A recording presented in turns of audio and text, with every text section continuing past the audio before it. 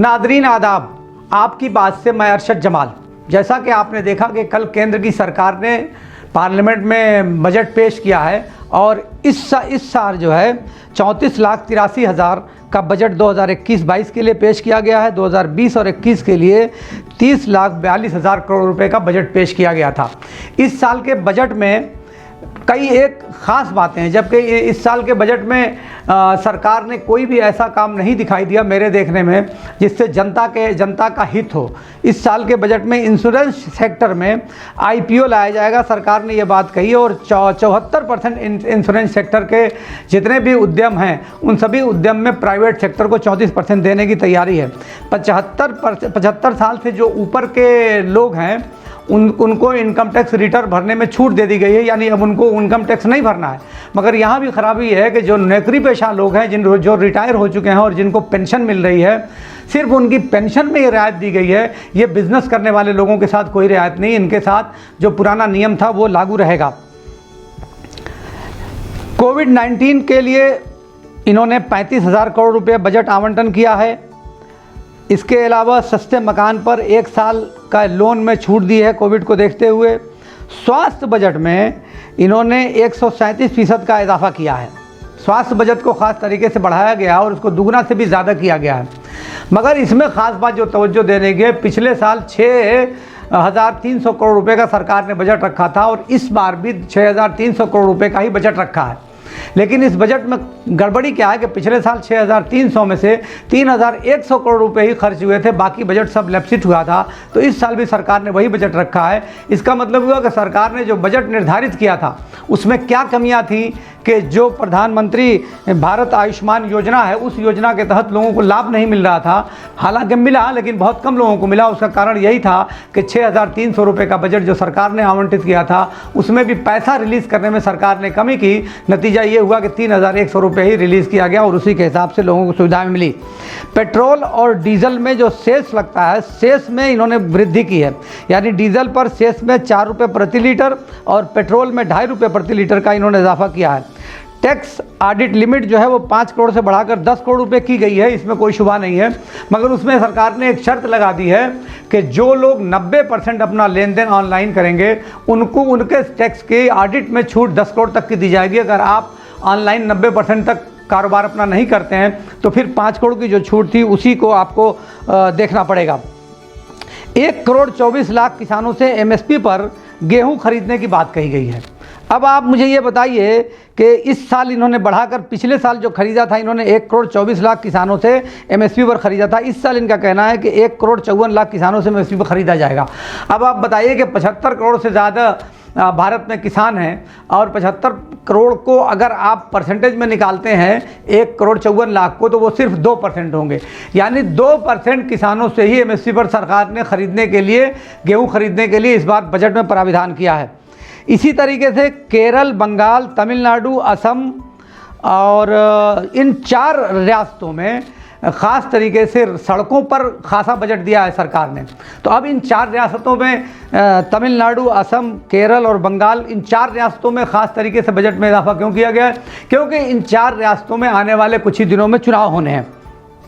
Income tax का budget में कोई तस्करा ही नहीं किया गया, यानी इनकम टैक्स का जो स्लैब पहले था वही स्लैब अब भी रहेगा। यानी 5 लाख रुपए तक कमाने वालों को टैक्स में छूट मिलेगी।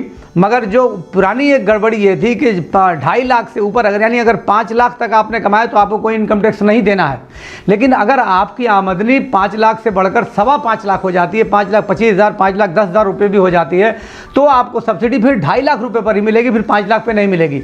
तो ये उस स्लैब की एक बहुत बड़ी ख़राबी है कि उस स्लैब में इन्होंने 5 लाख तक छूट का तो ऐलान किया, मगर 5.25 लाख रुपए या 5 लाख से 1 रुपया भी अधिक होने पर फिर छूट आपको सिर्फ 2.5 लाख पर ही मिलेगी। नए स्लैब में उम्मीद लगाई गई थी कि जो 5 लाख की लिमिट है उसे शायद सरकार 10 लाख रुपए तक ले जाए, मगर उसमें किसी तरह का कोई इजाफा नहीं किया गया। बजट में इसका कोई तस्करा ही नहीं किया गया है। गाड़ियाँ आपको नए बजट के अनुसार महंगी हो जाएंगी, मोबाइल आपके महंगे हो जाएंगे, सोना महंगा हो जाएगा, ऑटो पार्ट्स जो हैं वो भी महंगे हो जाएंगे। LPG पर जो सब्सिडी थी उसमें 67% कमी करने का सरकार ने ऐलान किया। यानी LPG गैस जो है अब आने वाले दिनों में, चाहे वो सब्सिडी वाले हों चाहे गैर सब्सिडी वाले हों, उनको अब और मज़ीद महंगी खरीदनी पड़ेगी। Deep ocean mission deep ocean mission उसको कहते हैं कि जैसे समुद्र के अंदर तेल की या और किसी भी मादनियात की जो खोज की जाती है तो उस पर सरकार बजट निर्धारित करती है। तो इस साल सरकार ने उस पर 8,000 करोड़ रुपए का बजट निर्धारित किया है। पिछले साल इस पर 6,000 करोड़ रुपए का बजट निर्धारित किया गया था और उसमें भी खर्च बहुत कम हुआ था। इस साल भी डीप ओशन मिशन पे सरकार ने 8,000 करोड़ रुपए का बजट किया है। कंपनियों को तमाम बेचा जा रहा है और उसके लिए रास्ते बजट में खोले गए हैं और बहुत ही बेबाकी से, मैं तो यहाँ तक कहूँगा कि बेशर्मी से तमाम कंपनियों को बेच करके पैसा जुटाया जा रहा है। तमाम डीजीपी काफ़ी हमारी डाउन चल रही है। हमारे आर्थिक हालात दिन ब दिन ख़राब होते चले जा रहे हैं। कोविड ने भी काफ़ी हालात हमारे ख़राब किए हैं। तो उन हालात को सुधारने के लिए, पैसा मार्केट से इकट्ठा करने के लिए सरकार ने यही योजना बनाई है कि जितने भी सरकारी संपत्ति है उन संपत्तियों को कुछ हिस्से को बेचा जाए या ज़्यादा से ज़्यादा हिस्सों को बेचा जाए, बेच के पैसा इकट्ठा किया जाए और पैसे को अपने अनुसार खर्च किया जाए।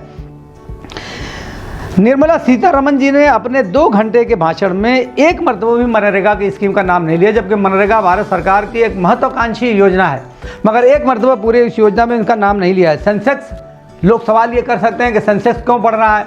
तो सेंसेक्स इसलिए बढ़ रहा है कि लोगों को, जो बड़े बड़े उद्योगपति हैं, उनको उम्मीद ये थी, बल्कि खदशा कह लें आप, कि उन्हें खतरा ये था कि सरकार कोविड को देखते हुए बहुत सारी सब्सिडी देगी या सब्सिडियाँ जो दी जा रही हैं उन सब्सिडियों में और इजाफा किया जाएगा। तो जब सब्सिडी सरकार की तरफ से ज़्यादा दी जाएगी तो घाटा होगा और घाटा जब होगा तो सेंसेक्स डाउन जाएगा।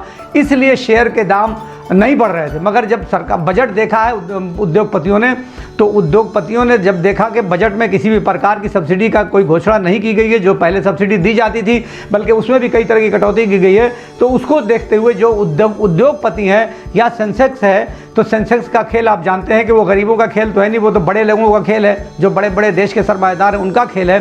तो इसलिए सेंसेक्स बढ़ रहा है। तो आप देखेंगे मीडिया पे, ख़ास तरीके से टीवी चैनलों पे, तो जो सरकार के इशारे पे काम करते हैं वो बार बार यही बता रहे हैं कि सेंसेक्स बढ़ रहा है। तो सेंसेक्स के बढ़ने का कारण यही है कि किसी प्रकार की सरकार ने सब्सिडी नहीं दी है, इसलिए सेंसेक्स बढ़ रहा है।